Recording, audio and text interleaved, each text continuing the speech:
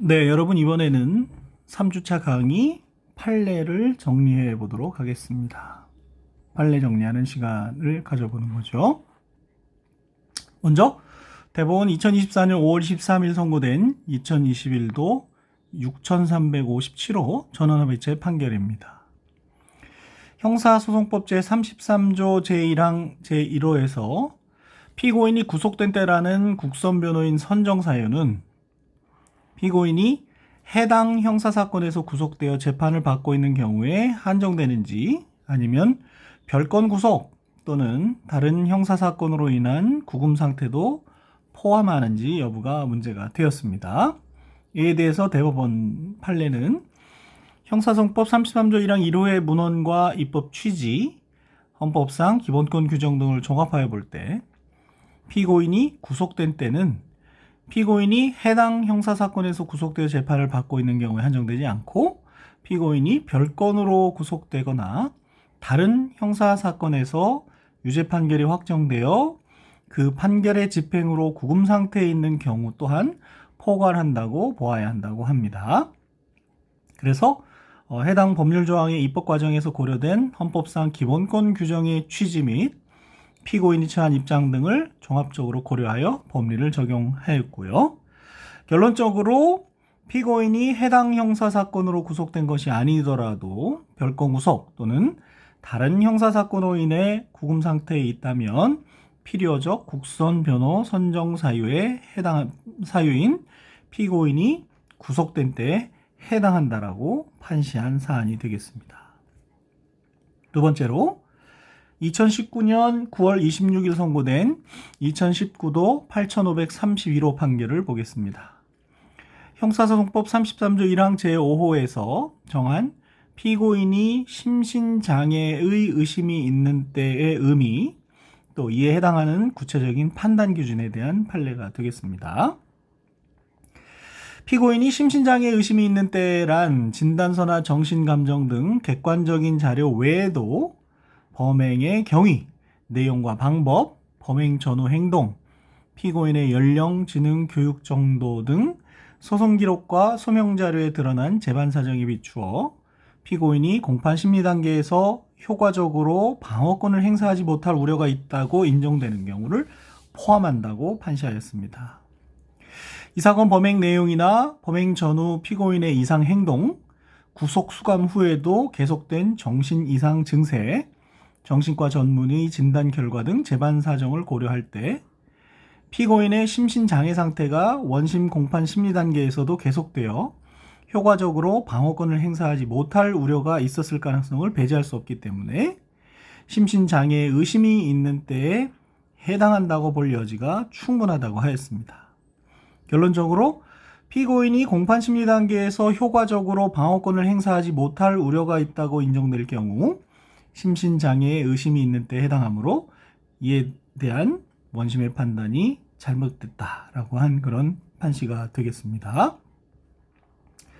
다음으로 2016년 12월 29일 선고된 2016도 16,661호 판결에 대해서 보겠습니다.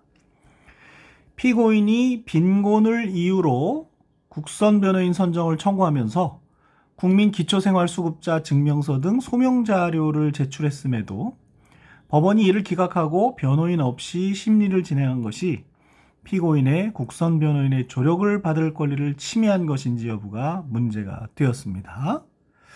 대법원은 형사소송법 33조 2항에 따라서 법원은 피고인이 빈곤 등 사유로 변호인을 선임할 수 없는 경우 청구가 있으면 변호인을 선정해야 하며 소명자료에 의해 피고인이 빈곤하여 변호인을 선임할 수 없는 경우에 해당한다고 인정할 여지가 충분하다면 특별한 사정이 없는 한 국선 변호인 선정 결정을 해서 심리에 참여시켰어야 한다고 했습니다. 그래서 피고인이 국민기초생활수급자 증명서와 주거지 임대차 계약서를 제출하면서 국선 변호인 선정을 청구했음에도 원심이 이를 기각하고 변호인 없이 심리를 진행한 사안에서 피고인이 빈곤으로 변호인을 선임할 수 없는 경우에 해당한다고 인정할 여지가 충분하기 때문에 원심이 국선 변호인을 선정했어야 한다고 판시했습니다. 결론적으로 원심의 조치는 국선변호인 선정에 관한 형사성법 규정을 위반해서 국선변호인의 조력을 받을 피고인의 권리를 침해한 것이라고 판단하였습니다. 다음으로 2012년 2월 16일자 2009도 1044호 전원합의체 결정에 대해서 살펴보겠습니다. 국선변호인이 법정기간 내에 항소 이유서를 제출하지 않아서 피고인의 항소가 기각되는 경우 피고인에게 귀책 사유가 없다면 항소법원이 새로운 국선변호인을 선정해서 피고인의 실질적인 조력을 받을 권리를 보장해야 하는지 여부가 문제가 되었는데요. 대법원은 헌법상 보장되는 변호인의 조력을 받을 권리라는 것은 변호인의 충분한 조력을 의미하며 국가의 의무에는 피고인이 국선변호인의 실질적인 조력을 받을 수 있도록 필요한 조치를 취할 책무가 포함된다고 하였습니다. 국선변호인이 법정기간 내에 항소유서를 제출하지 않은 경우 피고인에게 귀책 사유가 없음이 특별히 밝혀지지 않는 한 항소법원은 종전 국선변호인의 선정을 취소하고 새로운 국선변호인을 선정하여 다시 소송기록 접수 통지를 함으로써 실질적인 조력을 보장해야 한다고 하였습니다. 그래서 국선변호인이 항소유서를 제출하지 않는 것은 피고인을 위한 충분한 조력을 제공하지 않은 것으로 봐야 한다고 했고요. 국선변호인이 항소유서를 제출하지 않아 피고인의 항소가 기각되는 경우에 피고인에게 귀책 사유가 없다 하면 항소법원은 새로운 국선변호인을 선정하여 다시 소송기록 접수 통지를 해야 한다고 판시를 하였습니다. 항소 이유서 제출 기간이라든지 소송기록 접수 통지 같은 부분은 항소 파트에서 더 자세하게 공부하도록 하겠습니다. 다음으로 2015년 12월 23일 선고된 2015도 9951호 판결입니다. 공소사실 기재 자체로 보아서 이해관계가 상반된 공동피고인들에게 동일한 변호사를 국선변호로 선정한 것이 피고인의 국선변호인의 실질적 조력을 받을 권리를 침해하는지 여부가 문제가 되었고요. 대법원은 공소사실 기재 자체로 어느 피고인에 대한 유리한 변론이 다른 피고인에게 불리한 결과를 초래하는 경우 공동피고인들 사이에 이해가 상반된다고 할 수 있다고 하면서 이와 같이 이해가 상반된 피고인들에게 법원이 동일한 변호사를 국선변호인으로 선정한다면 해당 피고인은 국선변호인의 실질적 조력을 받을 수 없게 돼서 권리를 침해하는 것이 된다고 하였습니다. 그래서 피고인 1과 피고인 2의 공소사실 기재 자체로 보았을 때 서로에게 유리한 변론이 다른 피고인에게 불리한 결과를 초래하기 때문에 이해관계가 상반된다고 보았고요. 그럼에도 원심법원이 피고인 2가 선임한 변호사를 피고인 1을 위한 국선변호인으로 선정한 것은 피고인 1의 권리를 침해한다고 하였습니다. 그와 같은 국선변호인의 조력을 받을 권리에 관한 법리를 오해한 원심 판결은 잘못됐다고 판시를 한 사안이 되겠고요. 다음으로 2007년 1월 31일자 2006모 657 결정에 대해서 살펴보겠습니다. 변호인이 신체 구속을 당한 피고인 또는 피의자에게 헌법상 권리인 진술 거부권이 있음을 알려주고 그 행사를 권고하는 것이 변호사로서의 진실 의무에 위배되는지 여부에 대해서 대법원은 변호인에게 변호사법이 정하는 진실 의무가 인정되지만 변호인이 적극적으로 허위 진술을 하도록 권고하는 것이 아니라 단순히 헌법상 권리인 진술 거부권이 있음을 알려주고 그 행사를 권고하는 것은 진실 의무에 위배되는 것이라고 할 수 없다고 판시한 사안이 되겠습니다. 다음으로 2012도 6027호 판결에 대해서 살펴보면요. 형사 변호인이 의뢰인의 요청에 따라 적극적으로 허위 진술을 하거나 피고인 또는 피의자로 하여금 허위 진술을 하도록 하는 것이 허용되는지 여부가 문제가 되었고, 변호사가 진범을 은폐하기 위한 허위 자백을 유지하는 것을 도운 행위가 범인 도피 방조죄의 공동정범 또는 방조에 해당하는지 여부가 실체법적으로 문제가 됐던 사안입니다. 대법원은 변호사의 기본적인 임무는 피고인 또는 피의자를 보호하고 그의 정당한 이익을 대변하는 것이지만 변호인이 의뢰인의 요청에 따른 변론 행위라는 명목으로 적극적으로 허위 진술을 하거나 피고인 등으로 하여금 허위 진술을 하도록 하는 것은 허용되지 않는다고 하면서 변호인의 비밀 유지 의무도 진범을 은폐하는 허위 자백 유지를 정당화할 수 없다고 하였습니다. 한편 범인 도피죄는 범인 도피 행위가 계속되는 동안 범죄도 계속되고 공범자의 범인 도피 행위 도중 범행을 인식하고 공동의 범위로 도피 행위를 계속한 경우 공동정범이 성립한다고 하였습니다. 그러나 공동정범이 성립하기 위한 공동가공의 의사는 단순히 타인의 범행을 용인하는 것을 넘어서 공동의 의사로 일체가 되어 행위를 실행하는 것이어야 한다고 하였습니다. 이에 따라 변호사 갑은 을이 진범임을 알면서도 병의 허위 자백 유지를 도왔고 부정한 거래에 깊숙이 관여하여 합의를 성사시켰습니다. 진범과 허위 자백한 사람 사이에 개입해서요. 이는 정당한 변론권의 범위를 넘어선 행위이며 비밀 유지 의무로도 정당화될 수 없다고 하였고요.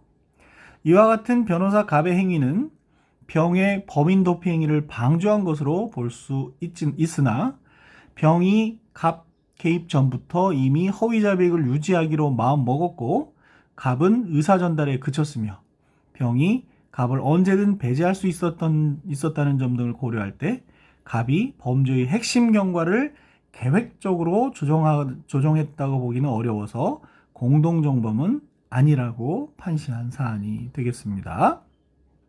결론적으로 변호사 갑의 행위는 범인도피죄 공동정범에는 해당하지 않지만 범인도피 방조죄에 해당한다고 판시하였습니다.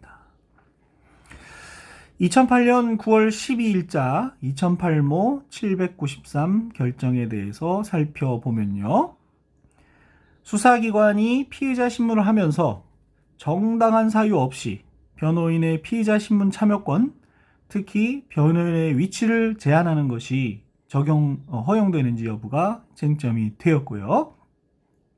이에 대해서 대법원은 형사소송법 243조의 2 제1항의 정당한 사유라는 것은 변호인이 피의자 신문을 방해하거나 수사 기밀을 누설할 염려가 있음이 객관적으로 명백한 경우 등을 말한다고 하면서 수사기관이 이러한 정당한 사유 없이 변호인에게 피의자로부터 떨어진 곳으로 옮겨 앉으라고 지시하고 이에 따르지 않았음을 이유로 참여권을 제한하는 것은 허용될 수 없다고 판시하였습니다. 그래서 정당한 사유 없이 변호인의 피의자 신문 참여권을 제한하거나 변호인의 위치를 부당하게 제한하는 것은 허용될 수 없다고 판시하였습니다. 다음으로 2020년 3월 17일자 2015모 2357 결정에 대해서 살펴보도록 하겠습니다.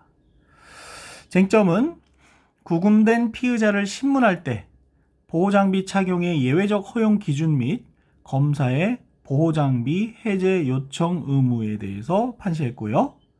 변호인이 피의자 신문 중 부당한 신문 방법에 대해 이의를 제기하는 행위가 신문 방해에 해당하는지 여부, 이를 이유로 변호인을 퇴거시키는 조치의 정당성이 문제가 되었습니다.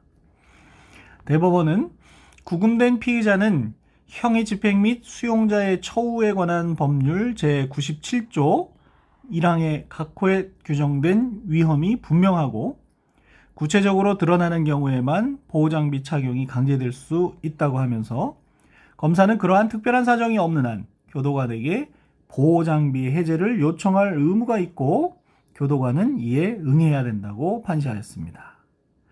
형사소송법 243조의 2 제3항 단서에 따른 변호인의 부당한 신문 방법에 대한 이의제기는 고성, 폭언 등 방식이 부적절하거나 합리적 근거 없이 반복되지 않는 한 원칙적으로 권리 행사에 해당하며 신문방해로 볼 수 없기 때문에 이러한 특별한 사유 없이 변호인을 퇴거시키는 것은 정당한 사유 없는 참여권 제한으로서 허용될 수 없다고 판시하였습니다. 결론적으로 구금된 피의자에 대한 보호 장비는 예외적인 경우에만 허용되고 검사는 특별한 사정이 없으면 해제를 요청해야 하고 이에 위반한 경우 준항고 대상이 된다고 하였고요. 변호인의 정당한 이의 제기는 신문 방해 행위가 아니며 이를 이유로 변호인을 퇴거시키는 것은 위법하다고 판시한 내용이 되겠습니다.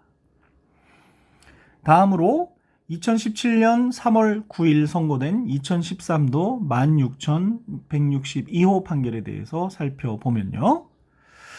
변호인이 되려는 자의 접견교통권이 인정되는지, 제한이 되는 경우 허용 범위는 어디까지인지, 접견교통권 행사가 구체적인 시간적, 장소적 상황에 비추어 현실적으로 보장할 수 있는 한계를 벗어난 경우의 정당성에 대해서 판시하였는데요. 변호인이 되려는 의사를 표시한 자가 객관적으로 변호인이 될 가능성이 있다고 인정이 되면 신체 구속을 당한 피고인, 피의자와 접견하지 못하도록 제한해서는 안 된다고 하였습니다. 변호인의 접견교통권은 신체 구속제도 본래의 목적을 침해하지 않는 범위 내에서 행사되어야 하므로 구체적인 상황에서 현실적으로 보장할 수 있는 한계를 벗어나서 피고인 등을 접견하려는 것은 정당한 권리 행사에 해당하지 않아서 허용될 수 없다고 하였고요. 다만 권리의 본질이 침해되지 않도록 신중해야 한다고 판시하였습니다. 결국 변호인이 되려는 자의 접견 교통권은 그 의사라는 주관적 요소와 객관적 가능성이라는 객관적 요소가 충족이 된다면 폭넓게 인정이 되겠지만 구속제도의 목적을 침해하지 않는 범위 내에서는 현실적인 한계가 있다는 것을 인정한 판례가 되겠습니다. 2002년 5월 6일자 2005 112 결정은요. 변호인의 접견교통권을 법원의 결정이나 수사기관의 처분으로 제한할 수 있는지 여부에 대해서 문제가 되었는데 변호인의 접견교통권은 헌법상의 기본권으로서 법원의 결정 또는 수사기관의 처분에 의한 제한이 허용되지 않고 법령에 의해서만 제한이 가능하다고 하였고요. 결론도 같은 내용이 되겠습니다. 2018년 12월 27일 선고 2016다 26만 6,736호 민사 판결에 대해서 살펴보면요. 변호사인 을 등이 피의자 갑에 대한 변호인 접견 신청을 하였음에도 국가정보원 측이 이를 불허한 것이 변호인의 접견교통권을 침해한 위법한 직무의 행위에 해당하는지, 그리고 이로 인해 발생한 손해에 대해서 국가가 배상할 책임이 있는지 여부가 문제가 되었는데요. 대법원은 변호인의 조력을 받을 권리에 대해서 헌법과 형사소송법에 따라 피의자는 변호인의 조력을 받을 권리를 가지며 이는 변호인이 피의자와 자유롭게 만날 수 있는 접견교통권으로 구체화된다고 하면서 접견교통권 제한의 위법성에 대해서 이와 같은 권리는 법률에 의해서만 제한할 수 있고 수사기관의 임의적인 처분으로는 제한할 수 없고 수사기관이 이를 위반하면 위법한 직무행위가 된다고 하였습니다. 피의자의 접견 거부 의사에 관해서 피의자가 변호인과의 접견을 거부하더라도 그 의사가 변호인의 조력을 받을 권리의 의미를 충분히 이해한 상태에서 자발적이고 진정하게 이루어진 것이어야 한다고 하면서 그렇지 않다면 수사기관은 접견을 허용해야 한다고 하였습니다. 국가배상 책임과 관련해서 공무원의 고의 또는 과실로 인한 위법한 직무행위로 타인에게 손해를 입힌 경우 국가는 그 손해를 배상할 책임이 있고요. 결국 갑은 국가정보원 중앙합동신문센터에서 간첩 혐의로 강도 높은 조사를 받았으므로 변호인 접견 신청 당시 실질적인 피의자 지위에 있었는데 국가정보원은 갑이 변호사 접견을 원하지 않았다고 주장을 했으나 갑은 북한에서 막 입국하여 한국 사회와 법률 제도에 대한 이해가 부족했고 외부와 접촉이 차단된 상태에서 심리적으로 위축되었을 가능성이 높아서 갑의 진술이 자유로운 의사에 따른 것이라고 보기 어렵다고 하였습니다.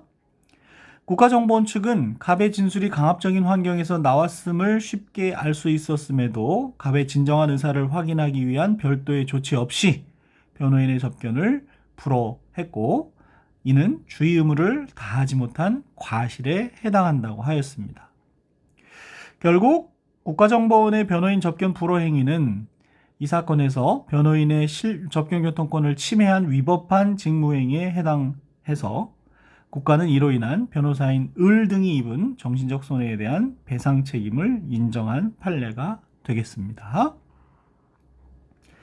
다음으로 2014년 2월 27일 선고 2011도 13,999호 판결에 대해서 살펴보면요. 경찰관이 불심검문 대상자인지 여부를 판단함에 있어서 형사소송법상 체포나 구속에 이를 정도의 혐의가 반드시 있어야 하는지 여부가 문제가 되었는데요.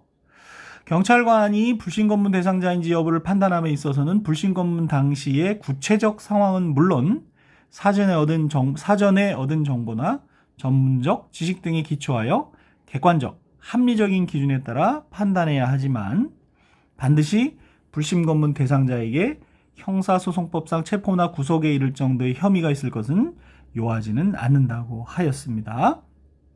결국 불신검문은 아직 범죄가 특정되지 않은 상황에서 범인을 발견하거나 범죄 예방 진압을 목적으로 하는 행정경찰 작용으로서 체포 구속에 필요한 정도의 혐의가 없어도 가능하다는 이야기가 되겠습니다. 대법원 2014년 12월 11일 선고 2014도 7976 판결은요. 불신검문 시 경찰관이 신분증을 제시하지 않았더라도 피검문자가 검문하는 사람이 경찰관이고 검문 이유가 범죄 행위에 관한 것임을 충분히 알고 있었다고 보이는 경우 그 불신검문이 위법한 공무집행이 되는지 여부가 문제되었는데요. 불신검문을 하게 된 경위, 당시 현장 상황, 검문하는 경찰관들의 복장, 피고인이 공무원증 제시나 신분 확인을 요구하였는지 여부 등을 종합적으로 고려를 해서 검문하는 사람이 경찰관이고 검문하는 이유가 범죄 행위에 관한 것임을 피고인이 충분히 알고 있었다고 보이는 경우에는 비록 신분증을 제시하지 않았다고 하여 그 불신검문이 위법한 공무집행이라고 할 수는 없다고 하였습니다. 이 사건에서 출동한 경찰관들이 정복 차림이었고 피고인이 이들에게 신분증 제시 등을 요구한 적이 없으며 피고인이 경찰관들이 자신에 관한 범죄 행위 때문에 검문하는 것임을 모두 알고 있었다고 보이므로 신분증을 제시하거나 소속 등을 밝히지 않았다고 하여 불신검문이 위법한 공무집행이라고 볼 수 없다고 한 사안입니다. 즉, 경찰관이 신분증을 제시하지 않은 불신검문이라도 경우에 따라 피검문자가 경찰관 신분과 검문 이유를 충분히 인지하고 있었다면 위법한 공무집행으로 볼 수 없다는 판시가 되겠습니다. 다음으로 2012년 9월 13일 선고 2010도 6203호 판결에 대해서 살펴보면요. 경찰관이 불신검문 대상자에게 질문을 하기 위해 대상자를 정지시키거나 흉기 소지 여부를 조사할 수 있는지 여부, 그 허용 범위가 어떻게 되는지 문제가 되었는데요. 경찰관은 불신검문 대상자에게 질문을 하기 위해 범행의 경중, 관련성, 긴박성, 혐의 정도, 질문 필요성 등에 비추어 그 목적 달성에 필요한 최소한의 범위 내에서 사회 통념상 용인될 수 있는 상당한 방법으로 대상자를 정지시킬 수 있고 질문에 수반하여 흉기 소지 여부도 조사할 수 있다고 판시한 사안이 되겠습니다. 97년 8월 22일 선고 97도 1240호 판결은요. 경찰관의 임의동행 요구를 받은 상대방이 이를 거절하거나 임의동행 후 경찰관서에서 퇴거할 자유가 있는지 문제가 되었고요. 임의동행 후 귀가하려는 자를 가로막는 행위의 위법성, 이에 저항하는 과정에서 경찰관 폭행이 공무집행 방해죄를 구성하는지 여부가 문제가 되었는데요. 먼저 경찰관으로부터 임의동행 요구를 받은 상대방은 이를 거절할 수 있을 뿐만 아니라 임의동행 후라도 언제든지 경찰관서에서 퇴거할 자유가 있다고 하였죠. 6시간을 초과하지 못한다는 금지 규정이 6시간 동안 구금하는 것을 허용하는 것은 아니라고 해석해야 된다고 했고요. 임의동행 후 진술을 듣는 과정에서 범죄 혐의가 특정되어 긴급 체포하는 경우가 아닌 이상 귀가하려는 자를 가로막거나 제지하는 것은 위법하다고 하였습니다. 그러한 위법한 행위에 저항하는 과정에서 경찰관에게 폭행을 가하더라도 공무집행 방해죄가 성립하지 않는다고 하였습니다. 결국 임의동행은 강제적 구금이 아니고 위법한 임의동행 제지에 대한 저항 과정에서 발생한 폭행, 협박 등은 공무집행 방해죄로 성립하지 않는다는 법리를 설치한 것으로 보겠습니다.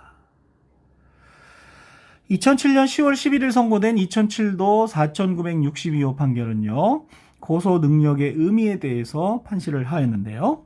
고소 능력은 자신이 피해를 받은 사실을 이해하고 고소에 따른 사회생활상의 이해관계를 알아차릴 수 있는 사실상의 의사 능력을 말한다고 판시한 판결이 되겠습니다. 행위 능력까지 요하는 것이 아니라고 했지요. 수업 시간에 말씀드린 바와 같고요. 2011년 6월 24일 선고된 2011도 4451호 판결은요, 역시 고소 능력의 의미에 대해서 다시 판시를 하면서 친고죄에서 일련의 행위가 하나의 범죄 사실을 구성하는 경우에 그중 일부에 대한 고소만으로 전체 범죄 사실에 대한 공소제기 요건이 충족되는지 여부, 즉 친고죄의 고소에서 객관적 불가분의 원칙이 적용되는지를 다룬 판례인데요. 고소 능력의 의미에 대해서는 앞서 본 판례와 같고요. 한 개의 범죄 사실의 일부에 대한 고소는 그 범죄 사실의 전부에 효력이 미치는 것입니다. 그래서 객관적 불가분의 원칙이 적용이 되는 거죠. 이 사건에서 피고인이 피해자를 끌고 간 일련의 약취 행위 중에서 일부분에 관하여 진술조서에 피해 사실 고소로 볼 진술은 없었으나 그 행위들이 다른 행위들과 함께 일련의 약취 행위를 이루는 것이었기 때문에 친고죄인 그 부분 공소사실에 대해서 공소제기 요건이 충족되었다고 본 사안입니다. 일죄이기 때문에요. 결론적으로 고소 능력에 대해서는 앞서 본 바와 같고, 고소의 객관적 불가분 원칙에 대해서 일련의 약취행위처럼 단일 범죄로 볼 수 있는 친고죄의 경우에는 그 일부에 대한 고소만으로도 전체 범죄 사실에 대한 공소제기 요건이 충족된다는 판시가 되겠습니다. 2009년 11월 19일 선고된 2009도 6058호 전원합의체 판결에 따르면요, 반의사 불벌죄에서 의사 능력 있는 미성년 피해자가 법정 대리인의 동의 없이 처벌 희망 의사 표시를 철회한 경우 그 철회의 효력 여부가 문제가 되었는데요.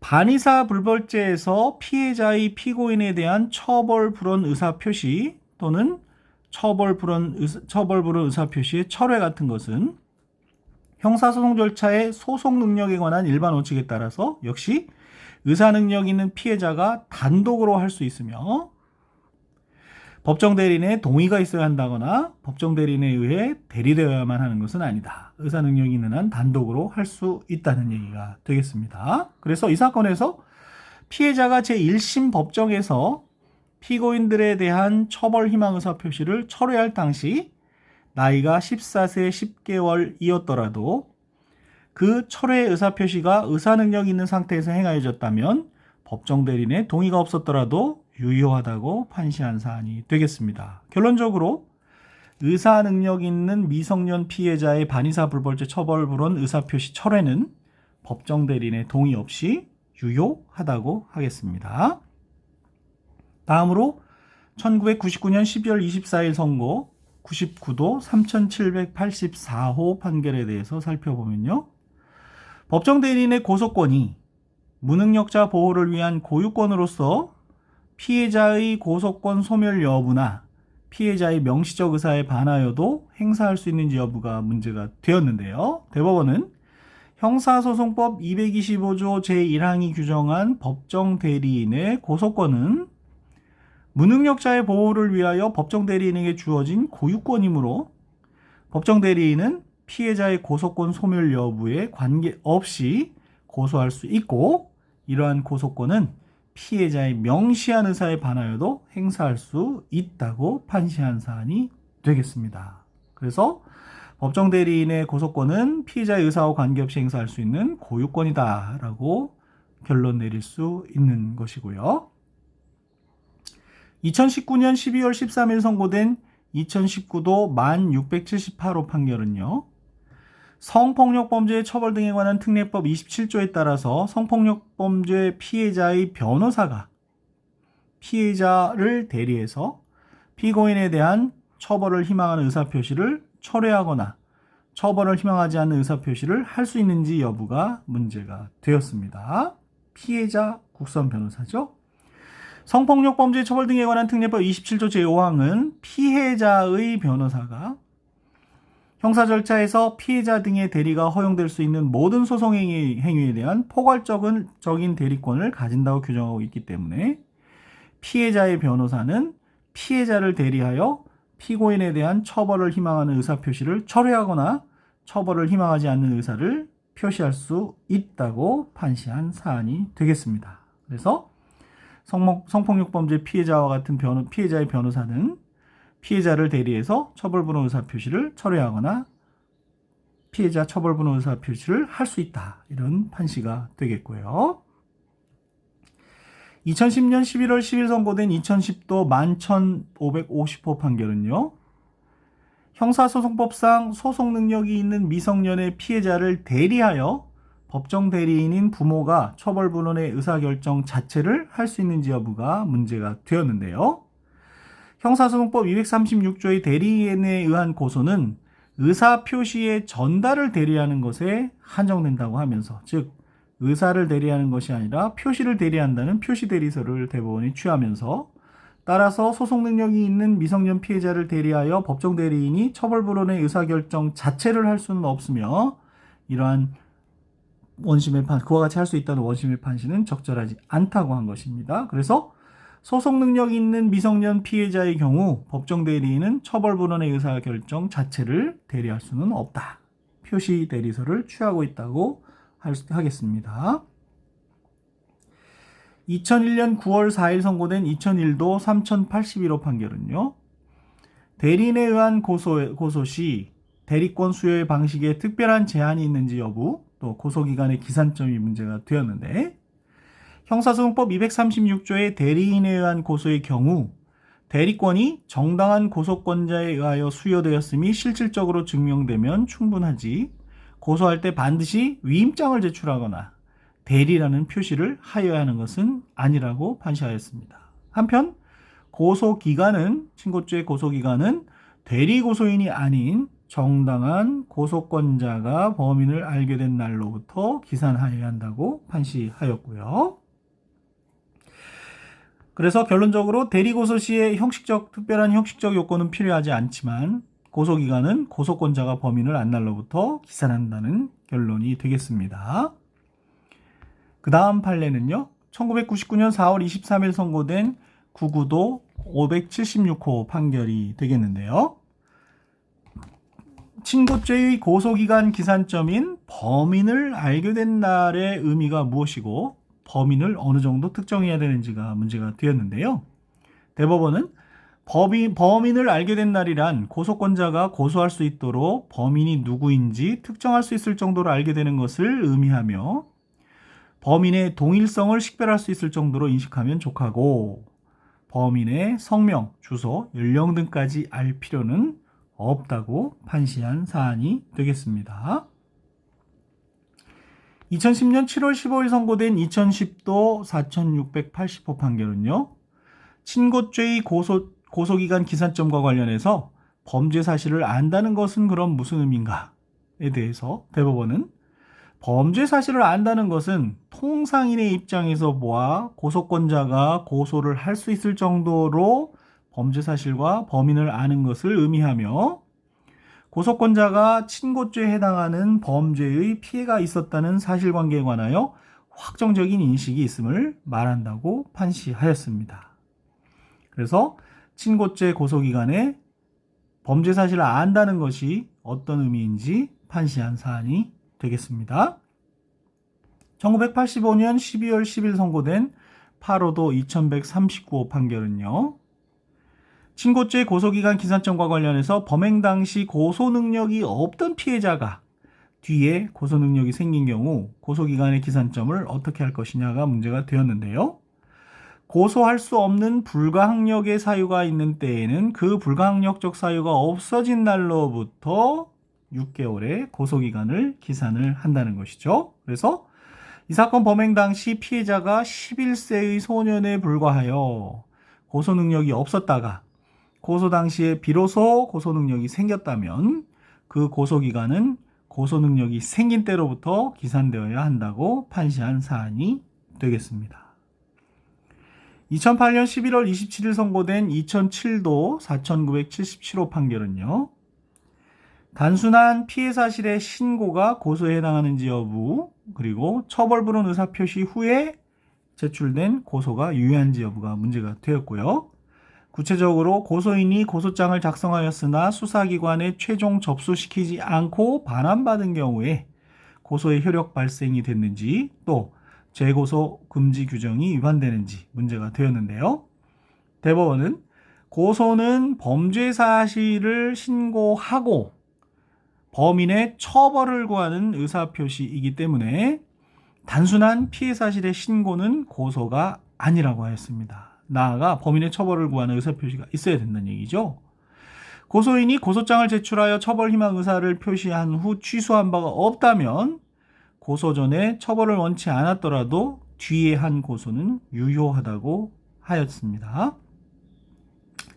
고소장이 수사기관에 적법하게 수리되지 않아서 고소의 효력이 발생하지 않은 경우라면 뒤에 고소는 형사소송법 232조 제2항의 재고소 금지 규정에 위반되지 않는다고 하였는데요.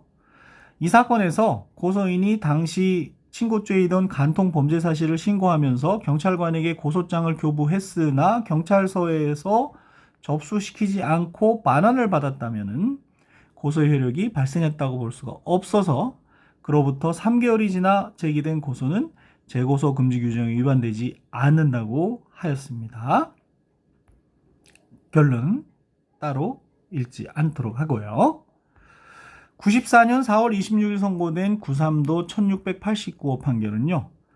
반의사 불벌죄, 친고죄의 고소 불가분의 원칙, 특히 주관적 불가분의 원칙이 적용되는지 여부가 문제되었는데요. 대법원은 형사소송법이 고소와 고소 취소에 관한 규정 중에서 고소 취소의 시한과 재고소 금지는 반의사 불벌죄에 준용하지만 고소와 고소 취소의 불가분에 관한 규정 233조를 반의사 불벌죄에 준용하는 규정을 두지 않은 것은 처벌불허 의사표시나 그 철회에 관하여는 친고죄와 달리 공범자 간의 불가분의 원칙을 적용하지 않으려 한 것으로 봐야 한다라고 판시를 해서 결론적으로 반의사 불벌죄에는 친고죄의 고소 불가분의 원칙이 적용되지 않는다고 판시한 사안이 되겠습니다. 2014년 10월 15일 선고된 2013도 5650호 판결은요. 조세 범칙 사건에 대한 관계 세무공무원의 즉시 고발이 있는 경우 법원이 즉시 고발 사유를 심사할 수 있는지 여부가 문제가 되었고요.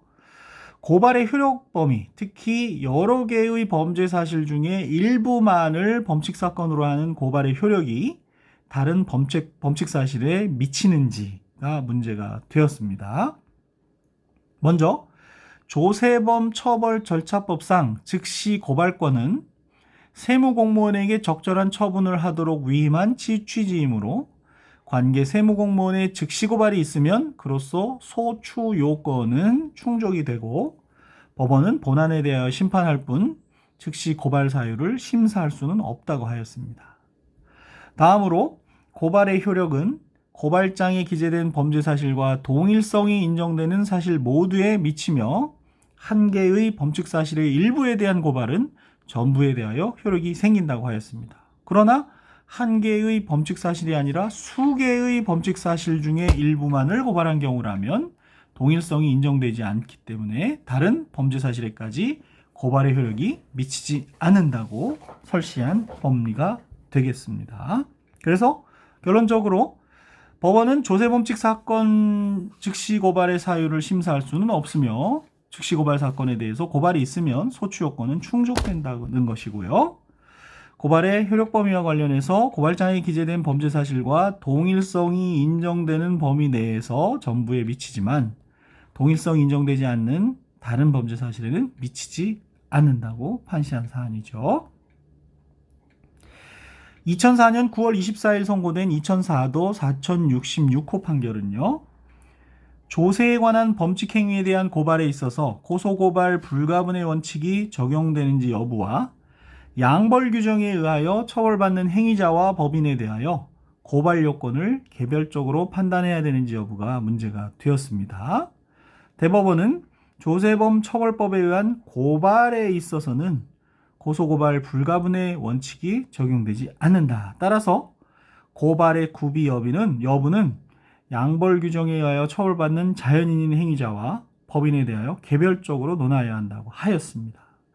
고소고발의 주관적 불가분의 원칙이 조세범 처벌법에 의한 고발에 적용되지 않고 마찬가지로 양벌 규정 조세범칙 사건에 관한 조세범 처벌법에 의한 양벌 규정에도 적용되지 않는다고 해서 고발에 관해서는 일관되게 반의사불벌죄와 더불어서 주관적 불가분의 원칙이 적용되지 않는다고 판시한 것을 볼 수가 있습니다.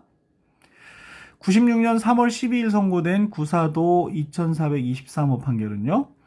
친고죄의 양벌 규정, 예를 들어서 저작권법 위반에 있는 친벌죄 양벌 규정 적용 시에 행위자의 범죄에 대한 고소만으로 충분한지 아니면 양벌 규정에 의해 처벌받는 법인에 대해서 별도의 고소가 필요한지 여부가 문제가 되었는데요. 대법원은 고소인은 범죄 사실을 특정하여 신고하면 족하고 범인이 누구인지 적시할 필요는 없으므로 저작권법의 양벌 규정은 당해 위법 행위와 별개의 범죄를 규정한 것이라고 볼 수 없기 때문에 친고죄의 경우에도 행위자의 범죄에 대한 고소가 있으면 충분하며 양벌 규정에 의하여 처벌받는 자, 즉 법인에 대하여 별도의 고소를 요한당할 수는 없다.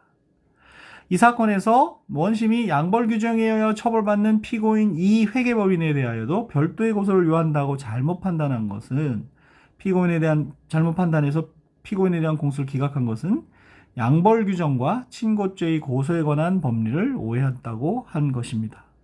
결국 조세범 처벌 사건과 같은 즉시 고발 사건과 달리 친고죄의 양벌 규정이 적용될 때에는 행위자에 대한 고소만으로도 법인에 대한 고소의 효력이 생긴다고 보는 것이죠. 그래서 양벌 규정으로 처벌받는 법인에 대해서 별도의 고소는 필요 없다. 이렇게 정리할 수가 있겠습니다. 즉 친고죄의 양벌 규정에 대해서는 고소 불가분의 원칙이 적용된다. 이렇게 이해하시면 되겠습니다. 85년 11월 12일 선고된 8호도 1940호 판결은요. 친고죄에서 공범자 일부에 대해 이미 제1심 판결이 선고된 경우 제1심 판결 선고 전인 다른 공범자에 대해서 고소를 취소할 수 있는지 여부가 문제되었는데요. 친고죄에서 고소 취소의 시기 및 고소 불가분의 원칙을 둔 취지에 맞지 않기 때문에 공범자 일부에 대해서 이미 제1심 판결이 선고된 경우라면 제1심 판결 선고 전인 다른 공범자에 대해 고소를 취소할 수 없다고 한 사안이 되겠습니다. 1심 판결 선고 전까지 고소를 취소할 수 있다는 규정의 취지에 반한다는 것이죠. 99년 4월 15일 선고된 96도 1922호 전원합의체 판결은요. 항소심에서 비친고죄와 친고죄 또는 반의사불벌죄로 공소장이 변경된 경우에 1심이 아닌 항소심에서 고소를 취소하거나 처벌 희망 의사를 철회하는 것이 유효한지 여부가 문제가 되었는데요. 대법원은 항소심에서 비로소 공소사실이 친고죄 또는 반의사불벌죄로 변경된 경우에도 항소심을 제1심이라고 할 수는 없기 때문에 항소심에 이르러 고소인이 고소를 취소하였다면 이는 친고죄 또는 반의사불벌죄에 대한 고소 취소를 해서 효력이 없다는 것이죠. 1심 판결 이후라는 얘기가 되겠습니다. 그래서 이 사건에서 검사가 피고인의 정보통신망 이용 촉진 및 정보보호 등에 관한 법률 위반죄 비친고죄로 기소를 하였다가 항소심에 이르러서 친고죄인 모욕죄로 공소장을 변경하였는데 피해자가 제1심 판결이 선고된 후에 비로소 고소 취소를 하였다면 그 고소 취소는 역시 효력이 없다고 한 사안이 되겠습니다. 결론적으로 항소심에서 비친고죄가 친고죄로 변경된 경우 항소심에서의 고소 취소는 제1심 판결 선고 전까지라는 시기 제한에 위반되기 때문에 효력이 없다고 한 결론이 되겠습니다. 2011년 8월 25일 선고된 2009도 9112호 판결은요. 항소심에서 제1심 판결을 파기하고 사건을 원심법원으로 환송함에 따라 다시 제1심 공판 절차가 진행되는 경우 그 판결 선고 전까지 처벌 희망 의사 표시나 고소를 취소할 수 있는지 여부가 되겠습니다. 환송심에서요. 그래서 대법원은 파기 환송의 경우에는 종전의 제1심 판결이 파기되어 효력을 상실하고 아직 제1심 판결 선고가 없는 상태로 봐야 하기 때문에 그 환송심 판결 선고 전까지 처벌 희망 의사 표시나 고소를 취소할 수 있다고 판시를 하였습니다. 결론과 같은 내용이 되겠죠. 그래서 항소심에서 파기 환송돼서 다시 1심으로 돌아왔다면 1심 단계이기 때문에 고소 취소나 처벌 희망 의사 표시, 철회 같은 것을 할 수 있다는 것이 되겠고요. 2007년 3월 15일 선고된 2007도 215호 판결은요.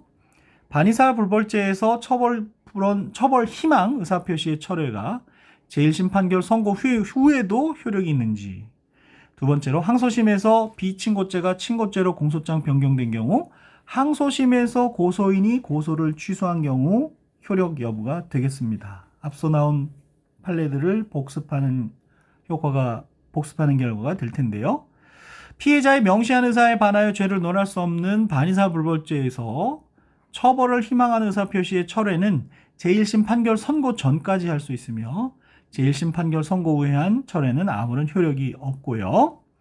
항소심에서 비로소 공소사실이 친고죄로 변경된 경우라도 항소심을 제1심이라고 할 수는 없기 때문에 항소심에 이르러 고소인이 고소를 취소하였다면 친고죄에 대한 고소 취소로서의 효력이 없다고 해야겠습니다. 이 사건의 경우 피해자들이 제1심 판결 선고 후에야 비로소 피고인의 정보통신망 이용 촉진 및 촉진 정보보호 등에 관한 법률 위반죄 반의사 불벌죄에 대해서 처벌을 희망하는 의사표시를 철회한다는 내용을 제출했더라도 효력이 없게 되겠고요.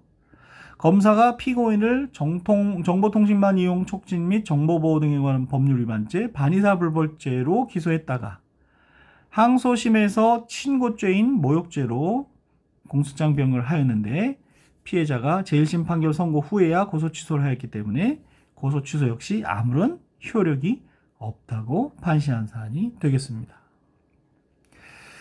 81년 11월 10일 선고된 8일도 1171호 판결은요. 고소 취소가 반드시 고소를 취소한다는 명시적 문구가 필요한지 여부가 문제가 되었는데 가해자와 서로 원만히 합의되어 피해자는 가해자에게 이 사건과 관련하여 어떠한 민형사상의 책임도 묻지 않기로 한다라는 취지의 합의서가 수사기관이나 법원에 제출되었다면 그 정도의 문구라면 고소 취소가 있는 것으로 보아야 하며 반드시 고소를 취소한다는 명시적 문구가 필요한 것은 아니라고 한 사안이 되겠습니다. 다음으로 83년 9월 27일 선고된 83도 516호 판결은요. 고소인이 합의서를 피고인에게만 작성하여 준 경우 고소 취소가 있었던 것으로 볼 수 있는지 여부가 문제되었는데요. 고소인이 합의서를 단순히 피고인에게 작성하여 준 것만으로는 고소 취소가 있은 것으로 볼 수가 없고 고소 취소는 수사 단계라면 수사기관 또는 재판 단계라면 법원에 대해서 표시되어야 하기 때문에 그렇습니다. 그렇죠? 의사표시가 되어야 되는 거죠. 결론도 같은 내용이 되죠.